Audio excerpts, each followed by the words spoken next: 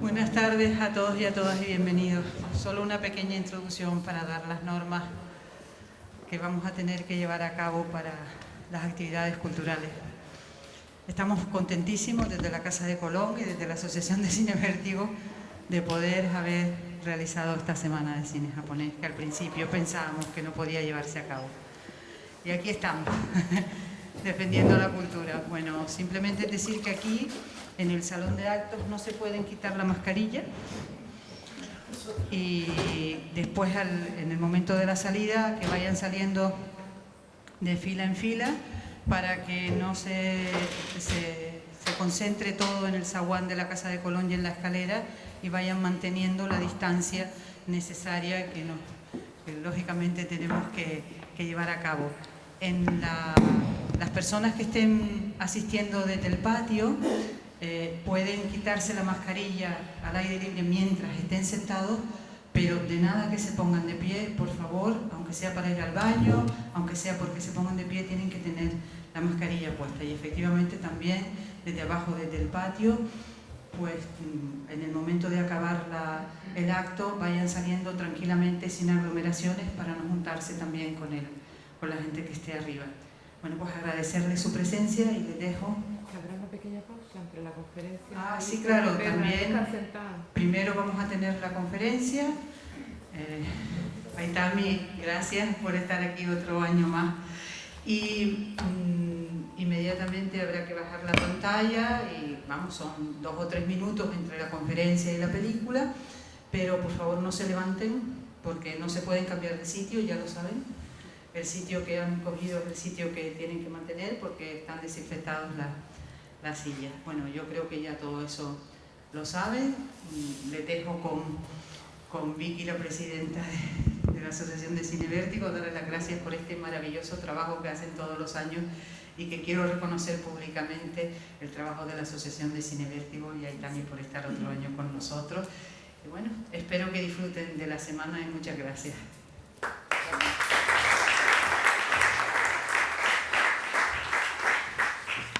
Buenas noches, gracias, buenas tardes más que buenas noches, que veo la luz. Muchas gracias por venir a esta 18ª Semana de Cine Japonés de Las Palmas de Gran Canaria. Sobre todo porque esto nos ha permitido celebrarla, nos ha permitido terminar, que la Asociación de Cine Vértigo termine esta temporada de forma normal en este tiempo que ha sido tan poco normal. Nuestro agradecimiento a la Casa de Colón por habernos acogido y por darnos todos los medios que tienen a su alcance y ponerlos para que lo use la Asociación de Cine.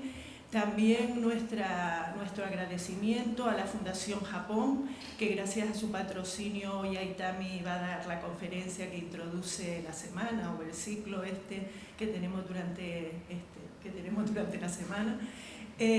También un agradecimiento, ya ven la estupenda imagen que tenemos detrás, como todos los años, a José Manuel Ramírez de Cultura del Cabildo de Gran Canaria, de Comunicación, y gracias sobre todo también a todas las personas que dentro de las instituciones, a las instituciones y a las personas que dentro de las instituciones hacen posible que una semana como esta se pueda celebrar. En la época que estamos viviendo, la cultura en muchos casos no está, entre comillas, bien vista, entonces muchas gracias. Y también gracias a ustedes por estar aquí, por el aforo, por las mascarillas, por el hidrogel y por todo eso y por los miedos que tendrán algunos, pero muchas gracias por pensar que la cultura muchas veces, o la mayoría de las veces, hay que verla con otras personas, no solo en nuestras casas y sobre todo en el caso del cine. También muchas gracias a Aitami Ramos. Va a ser corto porque él sabe el agradecimiento que le tiene la asociación y creo que no hace falta que se lo digamos, y sobre todo por ilusionarnos cada año con lo que hace y hacer que lo sigamos. Esta semana de cine japonés se fraguó antes de que nos metiéramos todos en nuestras casas y que pasáramos todas las fases que pasamos, y la verdad es que tanto él como nosotros pensábamos que no se iba a celebrar Y a pesar de que Aitami y yo solemos hablar, nunca volvimos a nombrar la Semana de Cine Japonés porque creíamos que quedó ahí y ya se celebraría en otro momento. O sea que cuando Elena Costa nos llamó y nos dijo que se iba a celebrar, que las actividades en el museo iban a continuar, a continuar, fue una doble alegría. O sea, no fue solo la alegría de tener ya una semana de cine japonés, sino la alegría de que esa semana de cine japonés se iba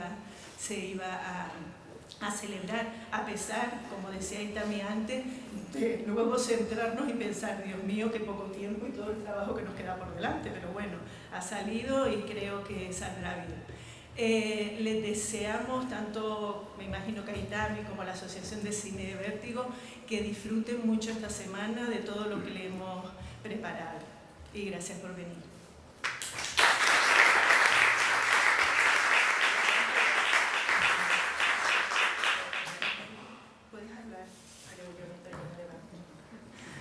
Bueno, muchas gracias, como digo siempre, a la Casa de Colón por invitarme y por acogernos en la celebración de esta actividad. Gracias a la Asociación de Cine Vértigo, como siempre, por proponerme estas cosas, por proponerme, en este caso, directamente que propusiera yo un tema, un ciclo, con todo lo que eso conlleva. Porque muchas veces hay que asumir riesgos y este año quizás era un riesgo un poco elevado, ¿no? Hacer una semana de cine japonés sin películas japonesas. Ya era un poco como tirar un poco hacia adelante. Y gracias en especial a Vicky, como también digo siempre, porque es la que más me aguanta, la que más paciencia tiene conmigo en estas semanas en las que siempre todo como muy frenético, de escritura y de estar pensando y diseñando los ciclos, y a ustedes por haber venido y sobre todo por haber venido en las condiciones actuales, que no son las más deseables ni son fáciles. Tenía preparada una presentación.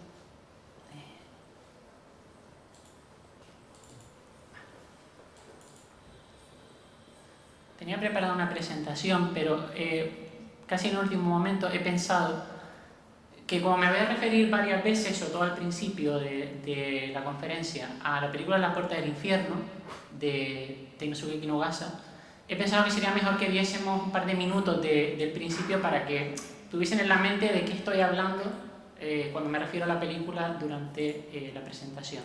Entonces vamos a verla un segundo. ¿Las luces se pueden apagar un poco o bajar? Vale. Sí.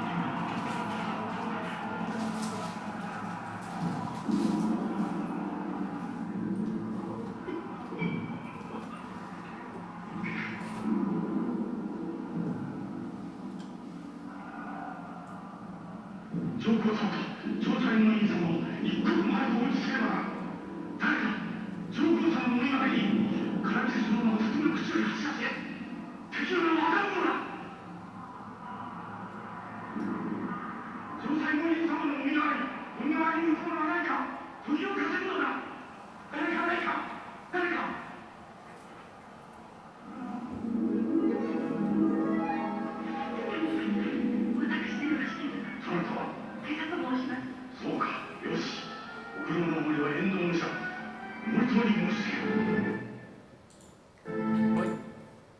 repetir otra vez.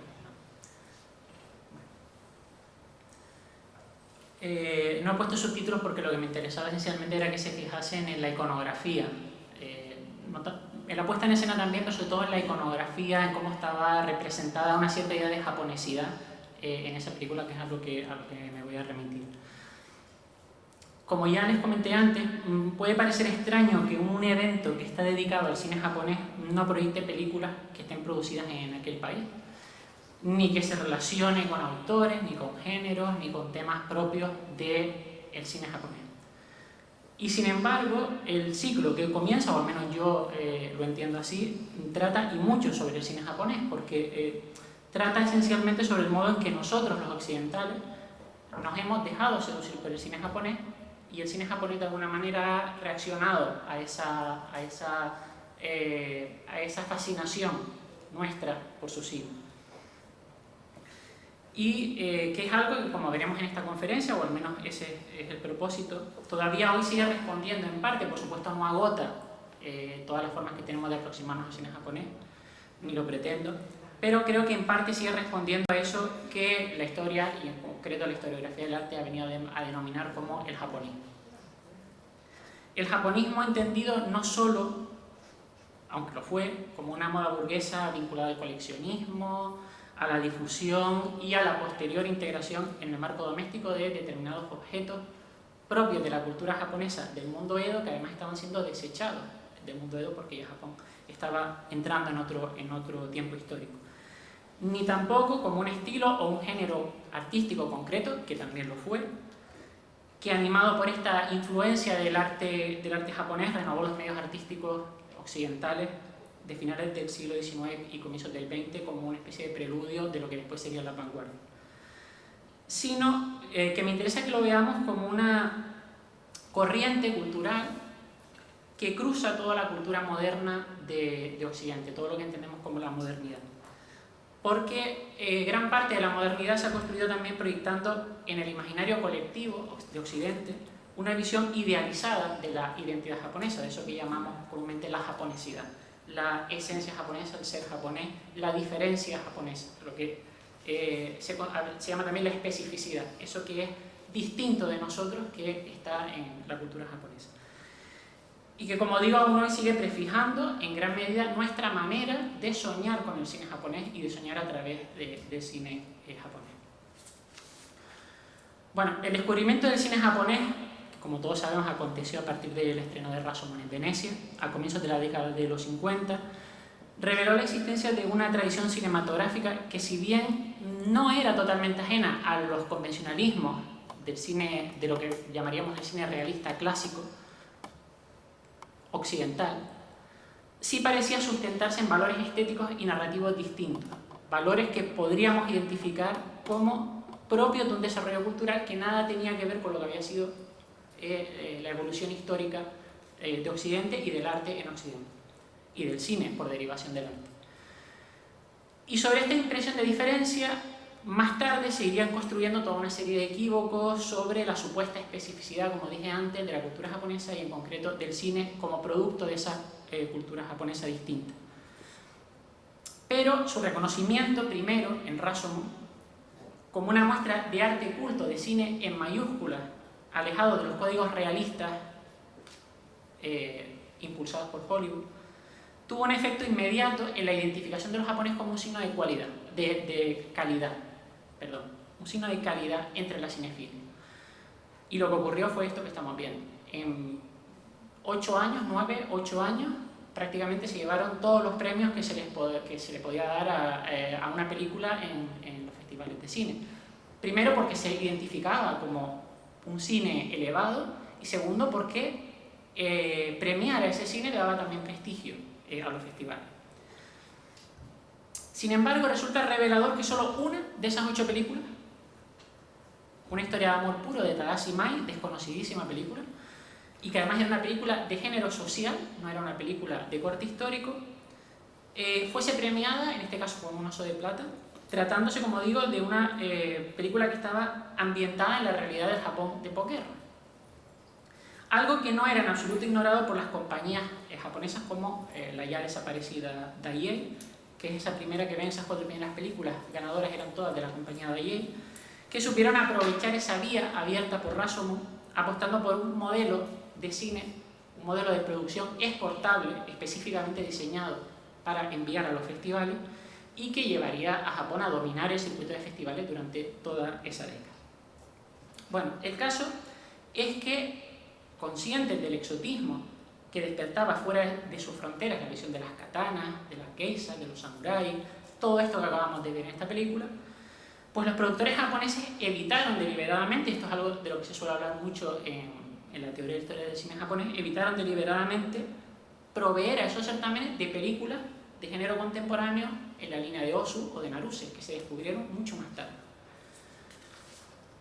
Y lo que hicieron fue enviar en su lugar estas producciones de corte histórico, muy vistosas, muy visuales, firmadas por Kurosawa y Mizoguchi esencialmente. ¿Qué es lo que se buscaba con esta estrategia? Pues se buscaba contrarrestar la distancia cultural que aparece ante el espectador occidental al ver una realidad que no pertenece a su cultura.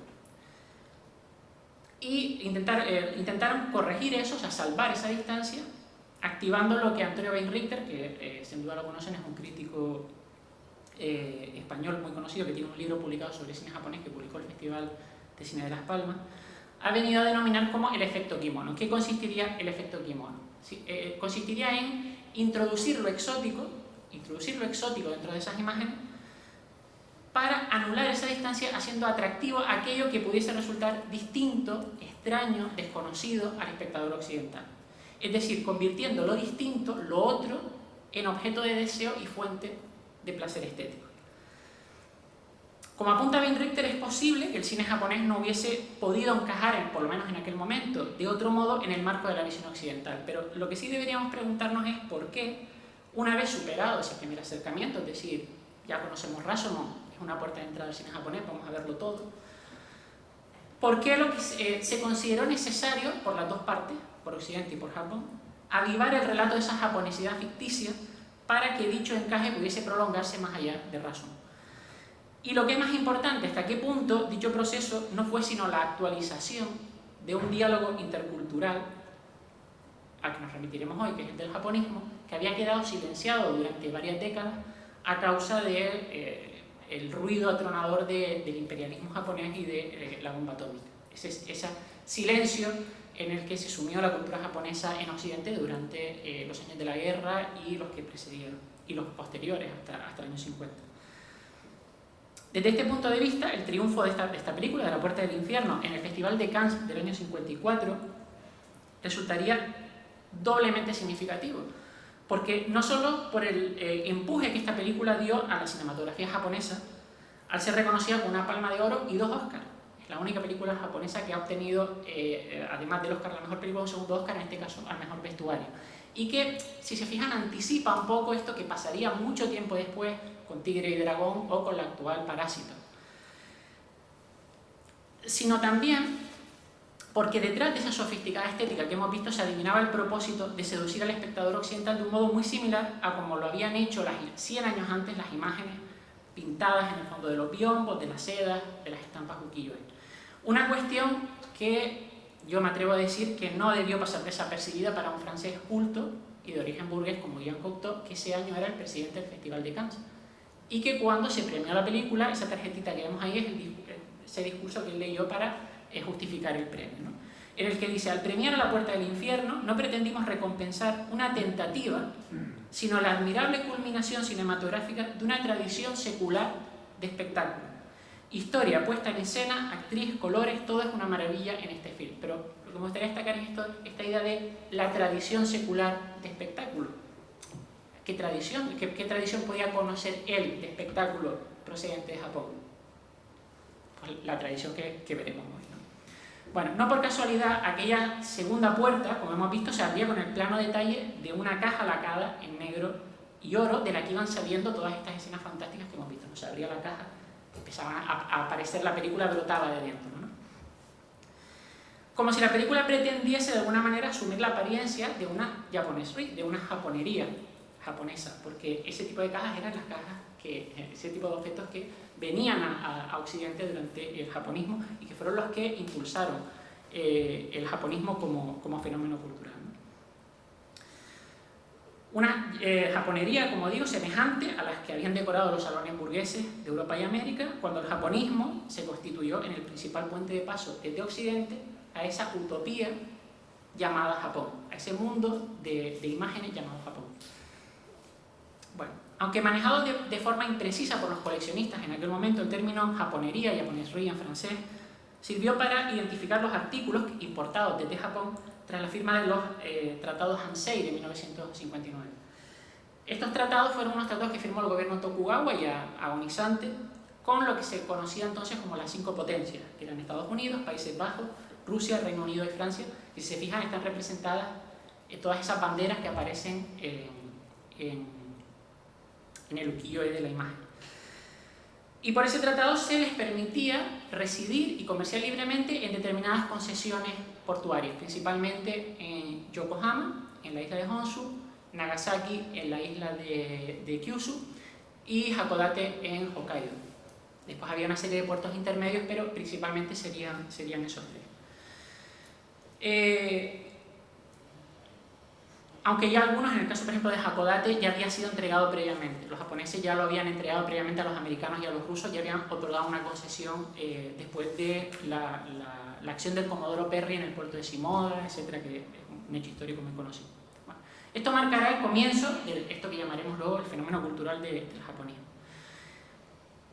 Un fervor, porque fue realmente una fiebre, y lo iremos viendo, que suplantando la antigua devoción aristocrática por China, trascendería modas y estilos hasta devenir, como comentaba al principio, en una forma colectiva de experimentar la vida moderna a través de las imágenes ficcionales de Japón o de la japonesidad. Bueno, visto con amplitud, si lo mirásemos con mucho margen histórico, el japonismo tendría un origen legendario en las maravillas de Marco Polo sobre Zipango, reavivadas luego por el testimonio de los portugueses, españoles y por último holandeses que estuvieron presentes en el archipiélago durante el siglo XVI y primeros del XVII. Pero es lógico y es evidente que la hegemonía cultural y política que tenía China en la región en aquella época propició una imagen fabulosa del Extremo Oriente asociada al poder imperial y a los objetos de lujo, a la riqueza, a la figura sabia del emperador, que oscureció en gran medida cualquier posible interés general por Japón que alguien pudiese tener en aquel momento, ¿no? Y con más razón cuando el gobierno Tokugawa decretó como parte de su política de control social a partir del siglo XVII lo que se llamó como el Sakoku, el cierre de fronteras, que va a durar 200 años, durará hasta, como dije antes, hasta la erupción del Comodoro Perry en el puerto de Shimoda.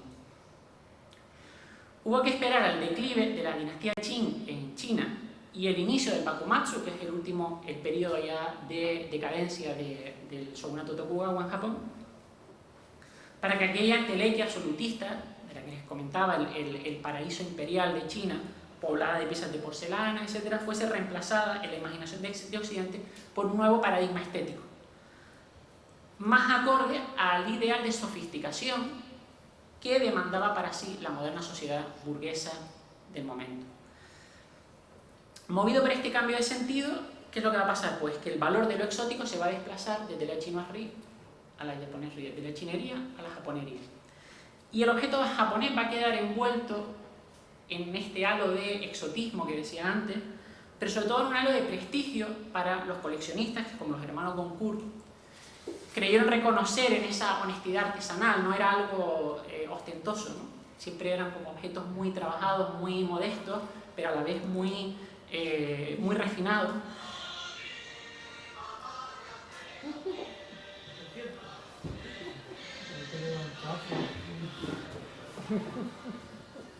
Bueno, pues como digo, reconocer en esa honestidad artesanal una forma de verdad. ¿Por qué digo una forma de verdad? Porque esto se está produciendo en un contexto histórico, los que han estudiado un poco historia del arte lo recordarán, se está produciendo en este momento del Arts and Crafts, esta reivindicación que se hace sobre todo desde Inglaterra, de devolver el valor de los objetos de uso doméstico, etcétera, de reintroducirles un valor humano y un valor artístico que se estaba perdiendo con la producción industrial. Es decir, cuando alguien mandaba a un herrero a hacer una cuchara, esa cuchara era única, tenía un valor humano, tenía una cualidad estética. Cuando se hacen 3.000 cucharas en un día, ese valor humano ya se ha perdido. Todo esto se está produciendo en este contexto y el hecho de que llegaran esos objetos a Occidente les dio un valor especial a aquellos que estaban demandando recuperar eso, ¿no?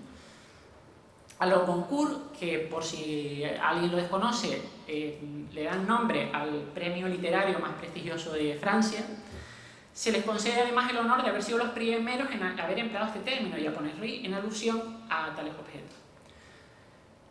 Aparece en muchas de sus novelas, pero además aparece por primera vez en una carta dirigida el 1 de agosto de 1867 al también coleccionista y crítico de arte Philippe Berti, a quien la historiografía a su vez va a reconocer en pugna con Jules Claretie, otro literato francés, la autoría del término japonismo en alusión a la moda de la japonería, a la fiebre por el mundo japonés. Y va a ser además después de que empleara ese término, japonismo, para titular una serie de artículos sobre la moda de los japoneses publicados entre 1872 y 1873 en una revista literaria y artística francesa. Bueno, en aquel momento las piezas japonesas, en el momento en el que ellos están hablando de ellas, no gozaban todavía de la aceptación que iban a alcanzar décadas siguientes y que lograron principalmente por las grandes exposiciones universales que van a ser el gran escaparate del japonismo en el mundo, en Europa y en América.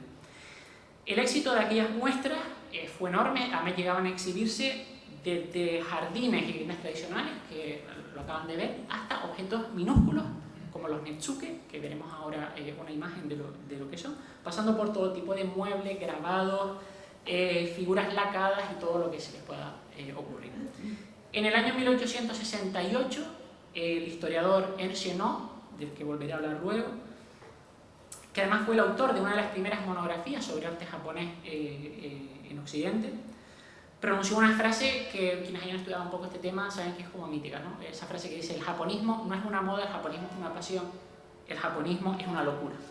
Y lo dijo precisamente por el fervor que se montó alrededor de la exposición de París de 1868. Otra importante vía de divulgación japonista fueron las revistas ilustradas, que en aquel momento empezaban también a cobrar valor con todo este desarrollo del diseño gráfico, etc. en Occidente. Estas revistas iban, como están viendo, con ilustraciones y con textos críticos especializados orientados específicamente a pulir el gusto por los japoneses entre una clase burguesa que empezaba a comprar masivamente este tipo de objetos. Querían saber cuáles eran los objetos que realmente valía la pena comprar y para eso servían estas revistas.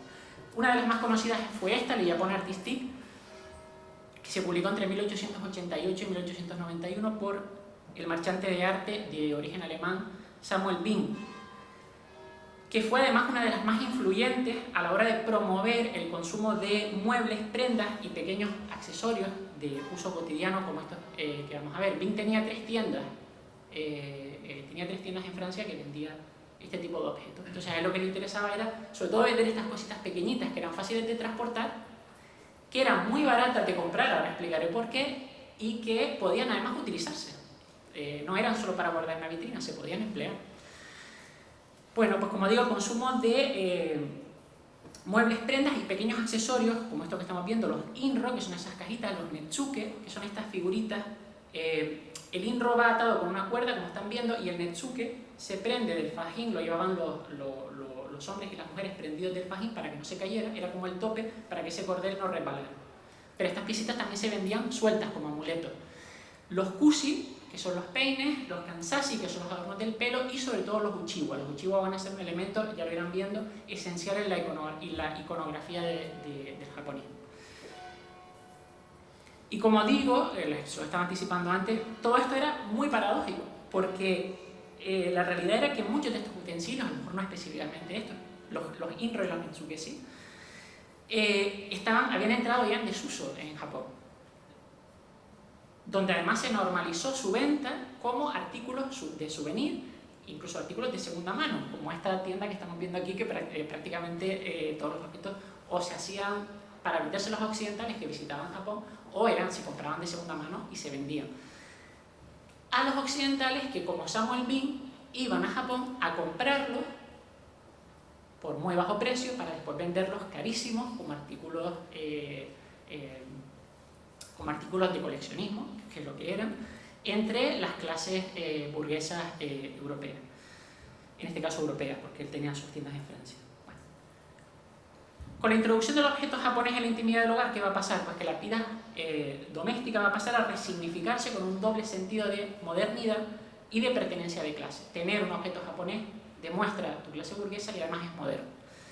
Pero a la vez la japonería también va a ofrecer otro modo inusitado hasta ese momento de experimentar el habitar, que es a través de una fantasía, de una ensoñación que ya no va a representar como representaban las chinerías antes de la introducción de la japonería, las chinerías de la decoración rococó, por ejemplo, que lo que representan es el poder y la riqueza del hombre, del dueño de la casa, mientras que la japonería lo que va a representar es un ideal de sofisticación femenina, que es lo que estamos viendo en estas pinturas. He seleccionado 3, pero hay muchísimas, pueden encontrar muchísimas de muchísimos pintores, sobre todo pintores academicistas de esta época.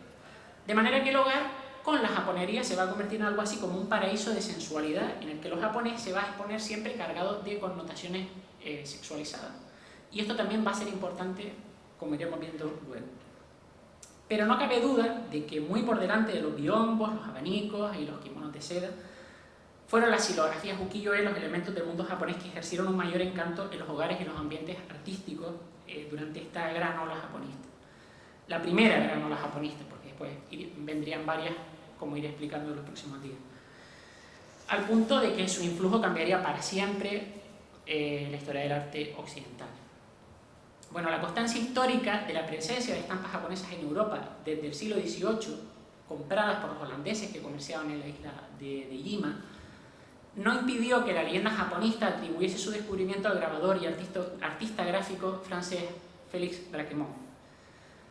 El hecho se habría producido, según el propio Braquemont, por supuesto, hacia el año 1856, quédense un momento con esta fecha, cuando se encontró por casualidad con varias láminas del Hokusai manga que habían sido usadas como envoltorio para proteger piezas de porcelana que una familia de franceses residentes en Japón habían mandado a su amigo y socio y también grabador Auguste Delattre.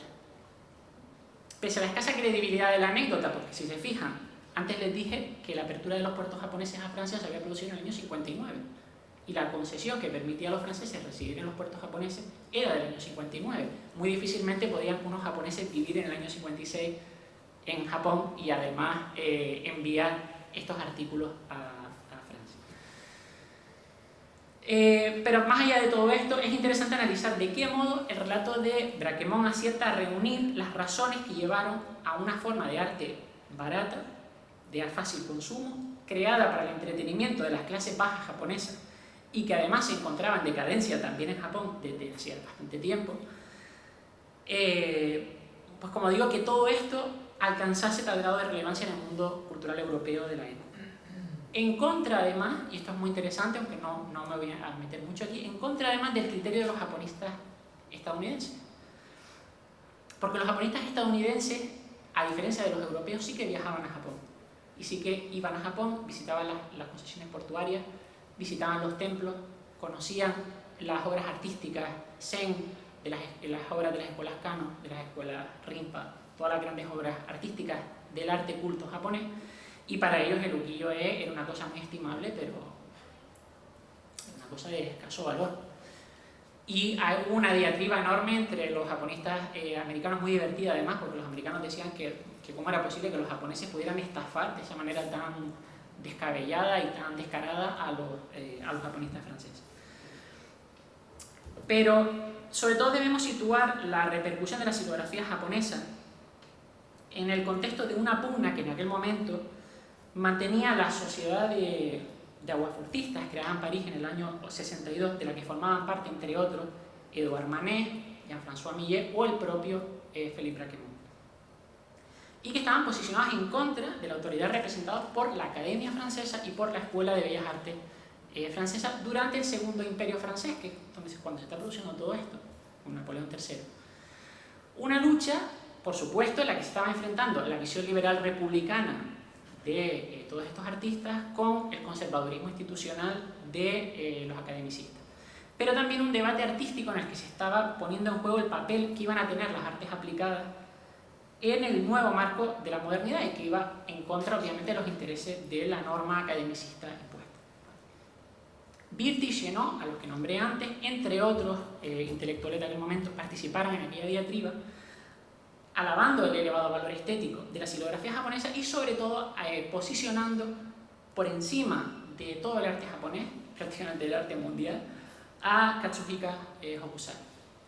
Este es el momento en el que se construye el gran mito de Hokusai. Se recuerdan, hace como 5 años se celebró la mayor exposición mundial que se había celebrado nunca sobre arte de Hokusai en el Gran Palais de París. Tenía que ser Francia, obviamente, porque Francia era el país que más había defendido la figura de Hokusai. Y si Hokusai es conocido en el mundo, es precisamente por estos autores que se están enfrentando a la Academia Francesa en ese momento. Y al que ellos designaron como el más libre y honesto de los artistas japoneses después de que varios volúmenes del Hokusai manga que cité antes empezasen a circular por París a mediados de la década de los 60, no en el año 56 cuando decía Braquemont, y posiblemente a mediados de la década de los 60 es cuando Braquemont vio el Hokusai manga. Bueno, el Hokusai manga, para quienes lo desconozcan, es un estudio en 15 volúmenes, aunque los 2-3 últimos se cree que ya no eran obra del propio Hokusai porque ya había fallecido. Es un estudio en 15 volúmenes de esbozos de la naturaleza japonesa, con insectos, animales, flora, los mitos y la vida cotidiana de Japón, escenas fantásticas con los yokai, con los yurei, estudios fisionómicos de personas y representaciones de las diferentes profesiones y clases sociales del periodo Edo en el que había vivido Hokusai, como eran las cortesanas, los artesanos, los monjes, los luchadores de sumo, etc. Bueno, en concreto, Chenot defendió esta postura de defender el ukiyo-e y defender a Hokusai, apoyándose en 4 aspectos de esta obra, que aunque distintivas de Hokusai, podríamos en realidad extender a prácticamente el ukiyo-e en su conjunto, ¿no? En concreto, Chenot defendió, en primer lugar, que sus libros ilustrados, sus estampas, aportaban una visión enciclopédica del mundo japonés, difundían un conocimiento, y esto era muy importante también en aquel momento. El segundo es que la vida de la gente corriente, y no de las clases, solamente de las clases adineradas, era representada con un punto de vista además distanciado e irónico. Les voy a pedir que se fijen en algunas figuras de estas que voy a ir enseñando, de estas láminas, porque van a ser importantes luego. Estos monjes, por ejemplo, que están aquí de pie. El tercer aspecto era que sus dibujos eran caricaturescos a la vez que incisivos y espontáneos, algo que vemos también, por ejemplo, en estos 2 luchadores de sumo. Y por último, su trabajo era fruto de una simple pero muy habilidosa técnica, porque utilizaba muy pocos trazos, pero eran muy expresivos, con 3 líneas ya te resolvía un personaje que tenía vida propia, combinando el valor de la imagen con la eficacia de su reproducción gráfica, porque hay que tener en cuenta que esto se hacía para ser impreso con unas planchas de madera que se iban multiplicando encima de diferentes papeles, ¿no? Con lo cual había que reducir al mínimo el número de trazos y que a su vez fuese con la mayor expresividad posible. Bueno, quiero que se fijen en este vendedor que hay aquí y en estas mujeres que hay aquí, esta que está vistiéndose con el kimono, la que se está aquí aseando, con las cubetas, etc. Como subraya el investigador japonés Inaga Shigemi, no fue una coincidencia que estos 4 puntos constituyesen los vectores principales del discurso que en aquel momento estaba enfrentando a los naturalistas y realistas contra los academicistas. Y esta afinidad motivó, como es bien conocido, que muchas de las técnicas y recursos compositivos del ukiyo-e, de Hokusai, pero también de Hiroshige, de Utamaro y de muchos otros, fuesen reinterpretadas por los impresionistas como Whistler, Manet, Monet o Degas, alcanzando luego ya en el postimpresionismo a Van Gogh, Cézanne y Toulouse-Lautrec, entre otros. Y digo afinidad porque este va a ser un momento también esencial del japonismo. Los japonistas muy pronto van a intentar distanciarse de la japonería. Es decir, ellos ya empiezan a calificar aquellos cuadros que habíamos visto al principio, en el que se representaban motivos japoneses, etc., como vulgares. De hecho, Jean Fleury va a utilizar una palabra, va a cambiar la palabra japonés ri y va a introducir fonema en medio que es japonés ri, porque nie en francés significa bobada o tontada, ¿no? Entonces, lo que se intentaba decir era, como, bueno, vamos a empezar a diferenciar, esto toda la japonería está muy bien, pero vamos a empezar a diferenciar qué es aquello que simplemente está imitando ramplonamente los japoneses, que ya de por sí tiene su gracia, pero nosotros no tenemos que imitarlo, y qué es aquello otro que es más elevado, porque, como por ejemplo en el caso de Toulouse-Lautrec, se está inspirando, pero no lo está copiando, no está copiando a mujeres japonesas, ni hombres japoneses, ni objetos japoneses.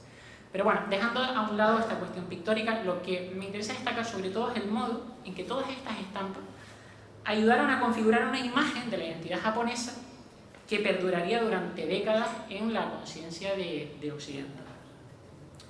Este hecho quedaría perfectamente reflejado en esta novela, Manette Salomon, escrita por Le Goncourt en el temprano año de 1867. Todavía no había sido la gran explosión japonista de los 80 y 90. En el capítulo 47 del libro asistimos a una escena en la que uno de los protagonistas, el pintor Coriolis, se refugia en su estudio de la pesadumbre del invierno parisino, al que Le Goncourt describen literalmente como de un gris lúgubre y desesperado. París es lúgubre y desesperado, manchado por el efecto de una luz fría bajo la que se apagan todos los colores y las cosas. Y entonces, a partir de ahí, ellos van relatando una escena y yo he sacado algunos fragmentos que me gustaría leer. Coriolis, después de algunos intentos de trabajo forzado, de algunas pinceladas, tomaba de una credencia unos cuantos álbumes de pastas abigarradas, estampadas, punteadas o picadas de oro, cerradas por cordones de seda, y dejándoles en el suelo, tendíase junto a ellos boca abajo, empinados sobre los codos, las dos manos en los cabellos, y miraba ojeándolas aquellas páginas semejantes a paletas de marfil, cargadas de los colores de oriente, manchadas y matizadas, brillantes de púrpura, de ultramar, de verde esmeralda. Y un día de país fantástico, un día sin sombra y que solo era luz, surgía para él de aquellos álbumes de dibujos japoneses. El invierno, el gris del día, el pobre cielo temblón de París, eran por él olvidados al borde de aquellos mares límpidos como el cielo, en aquellos campos de rocas lapislázuli, en aquel verdeo de plantas, de troncos mojados, junto a aquellos bambúes, al lado de aquellos árboles florecientes que hacen una muralla con grandes ramilletes. Ante él se desarrollaba aquel país de las casas rojas, de las paredes de biombo, de los aposentos pintados, del arte natural tan vivo y tan sencillo, de los interiores reverberantes, salpicados, amenizados con todos los reflejos que hacen los barnices de las maderas, el esmalte de las porcelanas, del oro, de las lacas, el fiero brillo de los bronces tonquín. Coriolis seguía ojeando y ante él pasaban mujeres, una devanando seda cereza, otra polimentando abanicos, mujeres bebiendo a pequeños tragos en tazas de laca roja, mujeres interrogando a cacharros mágicos, mujeres deslizándose en lanchas por los ríos, descuidadamente inclinadas sobre la poesía y la fugitividad del agua. Y otros álbumes hacían ver a Coriolis una pajarera llena de ramilletes, de aves de oro picoteando frutos de carmín, cuando caía en aquellas visiones del Japón la luz de la realidad, el sol de los inviernos de París, el quinqué introducido en el taller. Bueno,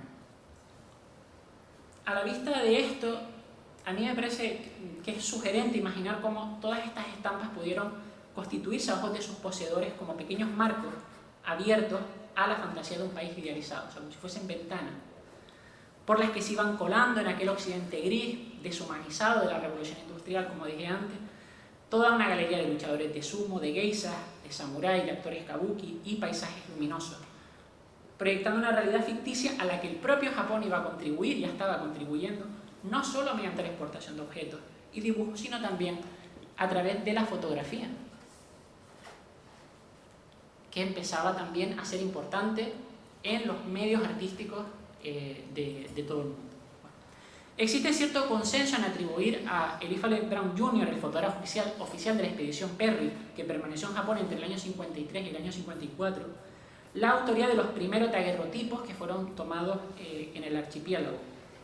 Unos 200, sumando vistas de paisajes y gentes tomadas por Brown al paso de la escuadrilla por los puertos de Shimoda y Hakodate, que como dije antes habían estado presionando para que se les concediera el libre comercio de Estados Unidos.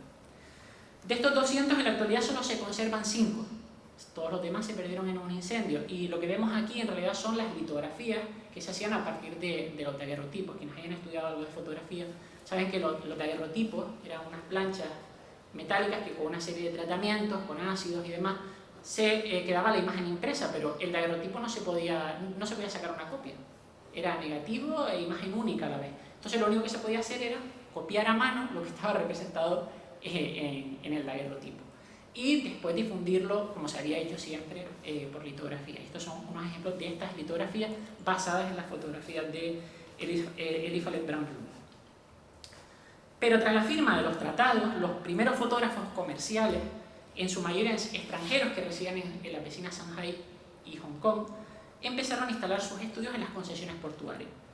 Aprovechando las facilidades técnicas que ofrecía ya el colodión húmedo, la técnica del colodión húmedo, que sustituyó masivamente el daguerrotipo, consistía en una placa de vidrio, se le ponía una especie de sustancia que era sensible a la luz, muy rápidamente se colocaba en la cámara, se sacaba la fotografía, se sacaba y había que revelar muy deprisa. Era una técnica que permitía después hacer copias, se podían hacer copias a la albúmina encima de esas fotos y sacar fotografías como las que veremos ahora, todas están hechas con colodión húmedo, pero necesitabas tener una pericia técnica para hacerlo, no era fácil, no lo podía hacer cualquiera. Y como digo, aprovechando estas facilidades técnicas que ofrecía y que podían hacer ya masivamente fotografías, no dependían de la litografía como el daguerrotipo, y las posibilidades de negocio que ofrecía el incipiente turismo global, empezaron a generar esos negocios en las ciudades portuarias que estaban concebidas, ¿no? Especialmente a partir de la apertura del canal de Suez en el 69, pero ya desde el año 60 había estudios que trabajaban principalmente para los extranjeros que vivían en las islas o que venían a comerciar a las islas. El italiano de nacionalidad británica, Felice Beato, al que quizá algunos recuerden porque fue uno de los primeros corresponsales fotográficos de guerra. En la guerra de Crimea, esas primeras fotografías de guerra estaban hechas por Robert Fenton y otras estaban hechas por Felice Beato.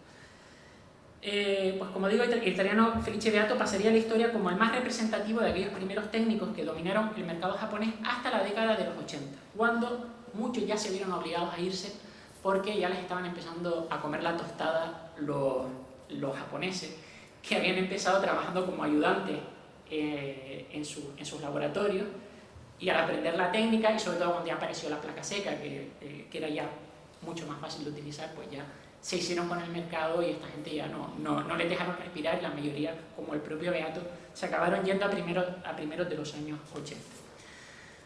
Pero Beato, que como digo había instalado su estudio en Yokohama en el año 63 y que permaneció, aquí tengo el dato, hasta el año 84,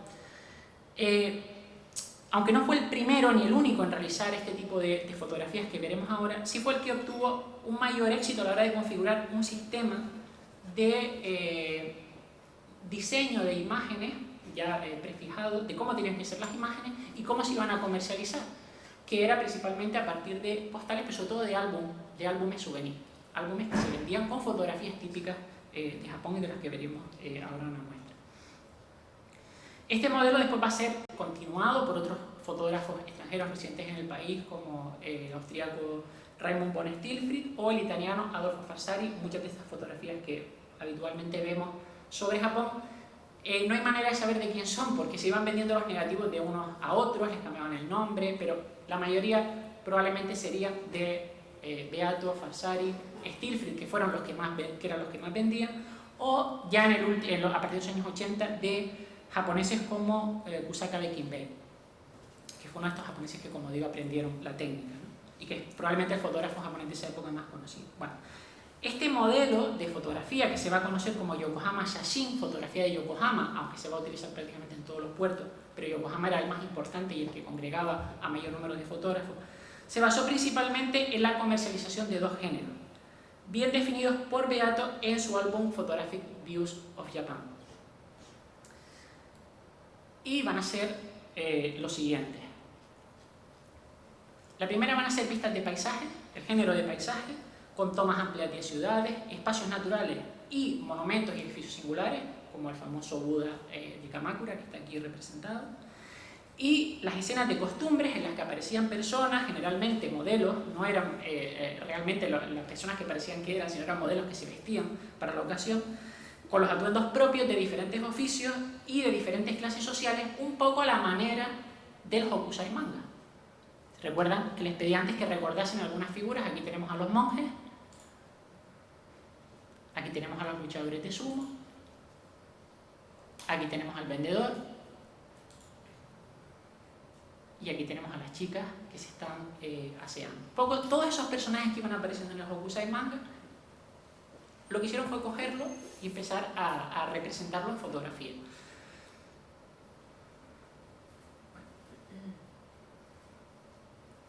Estas últimas, las de escenas de costumbre, muy por delante de las de monumentos y de paisajes, eran las más populares entre los turistas. Se recreaban siempre, como digo, con modelos, en fondos y atrezo para la ocasión dentro de estudios, y lo más importante, se coloreaban a mano. Cada copia se coloreaba a mano para dar un cierto acabado que recordase también a las estampas ukiyo-e. De hecho, muchos, prácticamente todos los que empezaron a trabajar con estos fotógrafos extranjeros eran personas que coloreaban estampas ukiyo-e, que ante la decadencia ya del género se vendía muy poco, empezaron a ser contratados para pintar fotografías.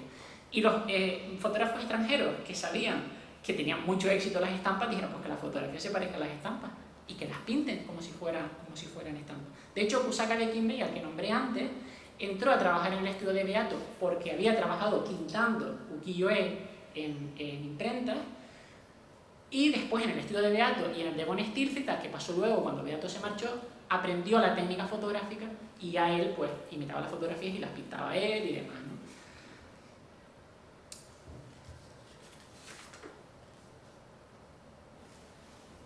Pero sí que quiero insistir en el hecho de que todas estas fotografías se realizaban por y para el consumo externo. Los japoneses no compraban fotografías, o a lo mejor muy esporádicamente, todo se hacía para los turistas. Una realidad que no cambió cuando el mercado pasó a ser controlado por los técnicos japoneses a partir de la década de los 80, al punto de que sus estudios siguieron retratando elementos que eran cada vez menos representativos de la cotidianidad japonesa, cuando además ya algunos habían desaparecido ya plenamente de ella, como era en este caso la casta samurái. Este desfase entre la visión japonista occidental y la verdadera realidad nipona fue acrecentándose a medida que el país se introducía en un acelerado proceso de modernización de la mano del gobierno imperial Meiji. Pero eso no va a impedir que desde Japón se siga cultivando el retrato de estereotipos con los que satisfacer la fantasía de japonesidad que Occidente estaba demandando para su consumo. Un poco como las películas japonesas de los años 50. ¿Qué es lo que ellos quieren ver? Lo exótico. Nosotros le damos lo exótico. Y se lo mandamos. El mejor ejemplo de ello fueron, sin duda, las fotografías de mujeres. Un subtipo dentro de las escenas de costumbre que acabó constituyendo un género autónomo y muy prolífico en Japón a causa de su alta demanda y además muchísima variedad. Se trataba casi siempre de retratos en plano general de chicas jóvenes, muy jóvenes, prácticamente niñas, solas o en grupo, ataviadas con kimonos, con kansashi en el pelo, y que aparecían en escena realizando algún tipo de actividad que se entendía propia de las mujeres japonesas, de cualquier mujer japonesa. Casi cualquier mujer japonesa cuando se levanta pues se peina, se ajusta el obi, se pone a coser, toca instrumentos musicales como el samisen y el koto, todos los días, seguro que lo hacían, hacían ikebana todos los días, hacían la ceremonia del té y hasta se las representaba durmiendo con la cabeza apoyada en el takamakura, que es cajita de madera con un cojincito encima que habrán visto en muchísimas películas.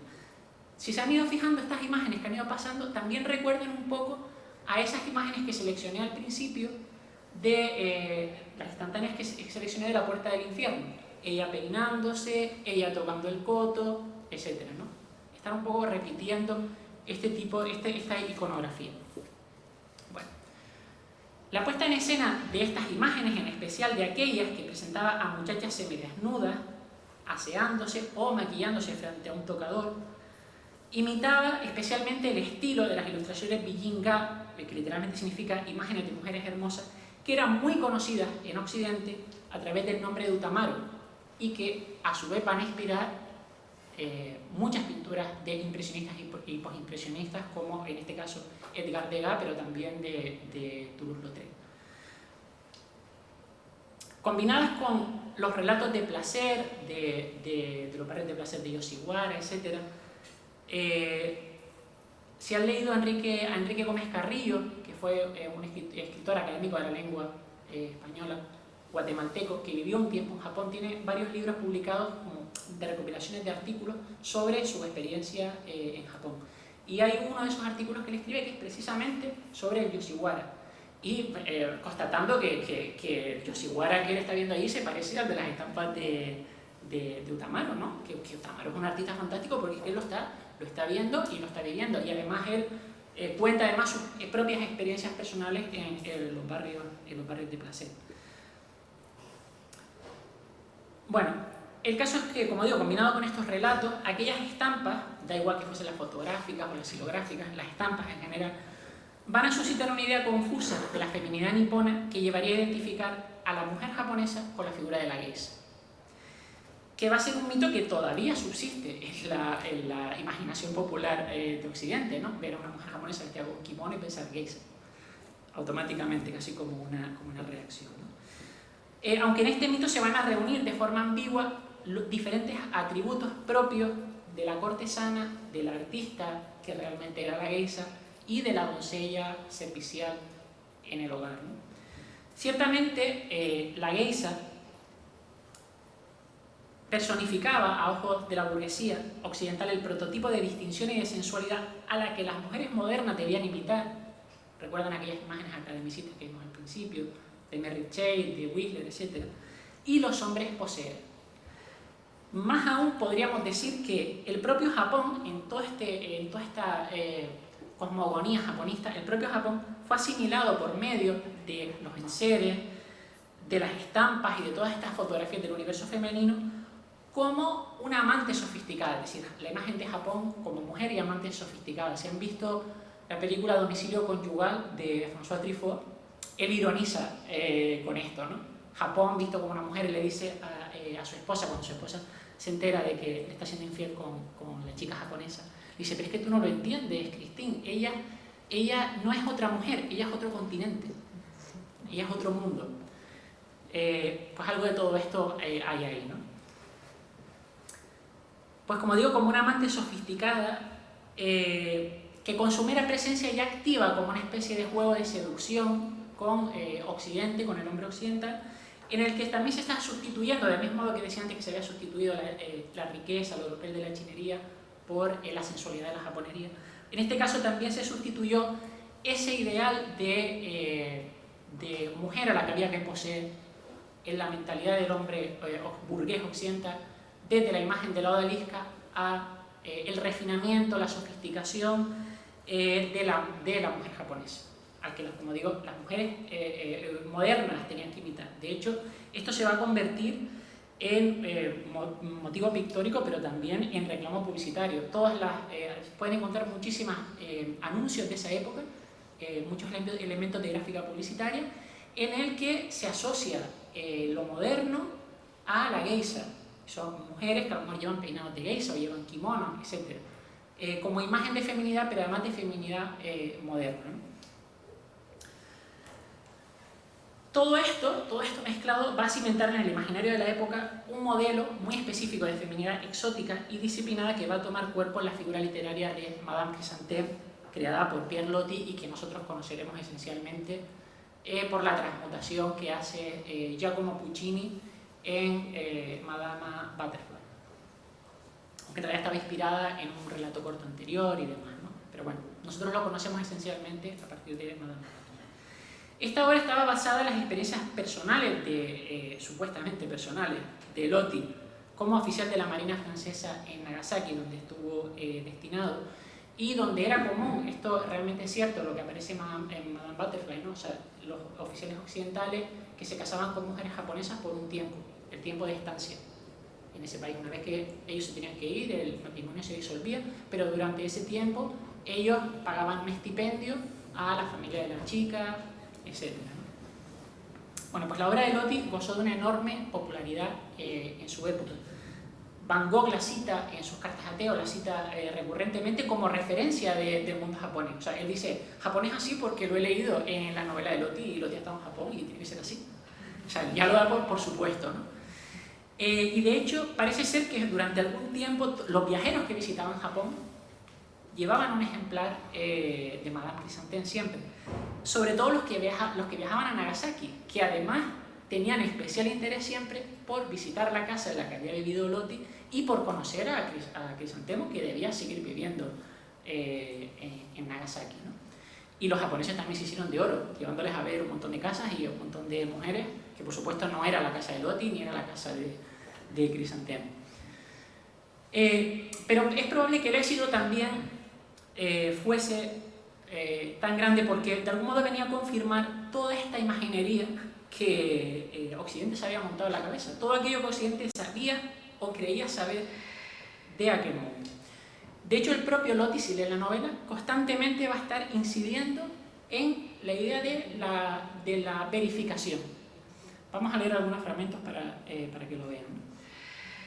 Dice, en este momento tengo una impresión del Japón bastante encantadora. Me siento plenamente dentro del mundito imaginado, artificial, que conocía ya por las pinturas de las lacas y de las porcelanas.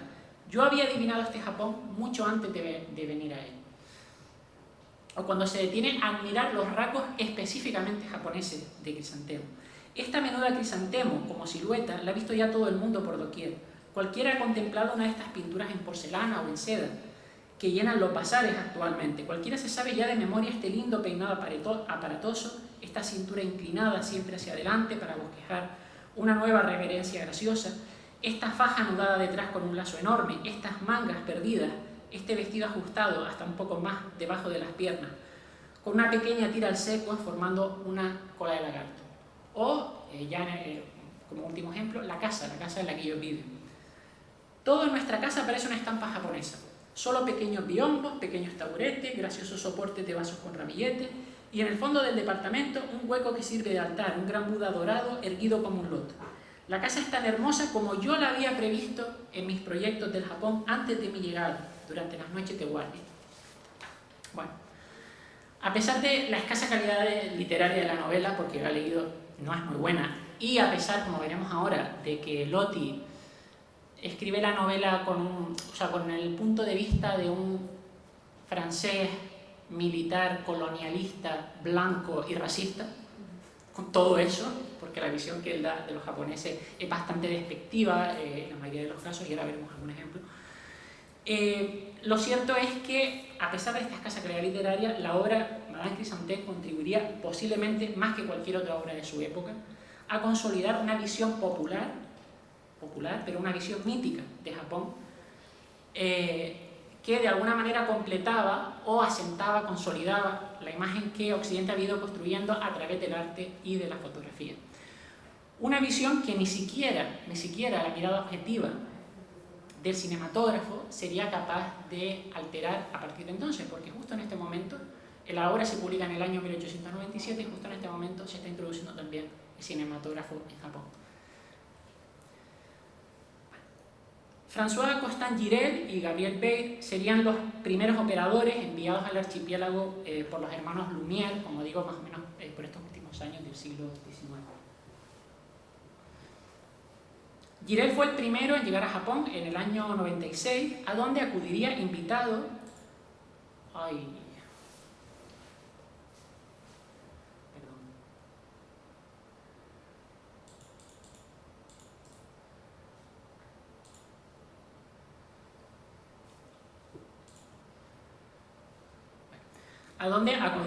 por este señor que aparece representado en esta vista, grabada por el propio Giral, que fue Katsutaro Inabata. Katsutaro Inabata era un industrial japonés que había estudiado en la Martinière, en la Escuela Técnica de la Martinière en Lyon, y era amigo personal de Auguste Lumière.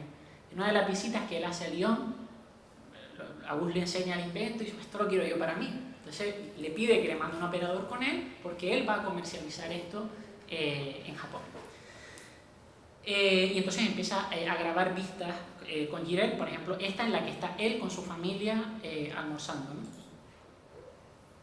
El 15 de febrero del año siguiente, ya del año 97, Inabata programó en el Teatro Nanchi de Osaka la primera muestra de Yedo Shashin, de imágenes en movimiento, que se celebró en Japón. La primera muestra del cinematógrafo en Japón la programó él, la sufragó él, y después la fue llevando por distintas ciudades, por Kioto y otras ciudades del país para promocionar. Al poco tiempo ya se desinteresó del tema, le parecía demasiado complicado y se lo vendió a Inosuke Yokota, que creó la compañía Yokota Shokai, que se recuerdan el año pasado cuando vimos aquellas primeras películas de samurái, de Soso Makino y tal. Esas películas las hacía Inosuke Yokota, es decir, él cogió toda la materia que le vendió este señor y empezó a hacer todas estas películas de samurái que veríamos luego, ¿no? Bate llegaría después a completar el trabajo de Jirel tras haber introducido el cinematógrafo en Latinoamérica. Entre los dos van a rodar un total de 33 pistas, de las que 29 se conservan hoy en el Archivo Cinematográfico Nacional de Japón como testimonio de los orígenes del cine documental en el país. Pero lo que yo les quería proponer, ya estamos terminando además, es que vean el parecido que algunas de estas tomas guardan con las descripciones plasmadas por Lotti en la novela. Porque es tan sorprendente que parecería que el texto hubiese servido como guión para escenificar una pantomima de la vida japonesa que puede representar. Entonces vamos a ver unas imágenes, vamos a ver dos pequeños, como dura cada 1 minuto. Vamos a ir viendo, yo les voy a leer un fragmento en cada caso de la novela de Lotti. Por ejemplo, en este caso, una calle de Tokio, filmada por Jirel en el año 97. Por fin se llega abajo, y allí bruscamente, sin transición, se desembarca en pleno Nagasaki, en una calle larga y alumbrada, atestada de gente, por la que pasan gritando los dijin son los que llevan los rickshaws, a todo correr, en la que brillan y tiemblan al viento miles de faroles de papel. De pronto es el ruido y el movimiento, tras la paz de nuestro arrabal silencioso. No hay nunca caballos por la ciudad, no hay coches, solo gente a pie o transportada por los cómicos carritos de los hombres corredores. Acá y allá algunos europeos escapados de los barcos, de la rada, algunos japoneses, felizmente poco numerosos aún, que tratan de vestir americana, otros se contentan con añadir al traje nacional un sombrero hongo del que salen largos mechones de sus lisos cabellos, apresuramiento por todas partes, negocios, comercios, cacharritos, risa. Y lo mismo, en este caso de Bale,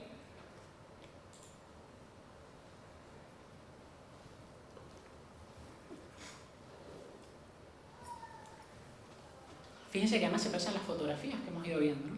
Así vistas de espaldas son muy monas estas muñequitas con sus moños tan bien hechos, con sus alfileres de concha tan coquetamente prendidos. Arrastran haciendo un horrible ruido de cascos.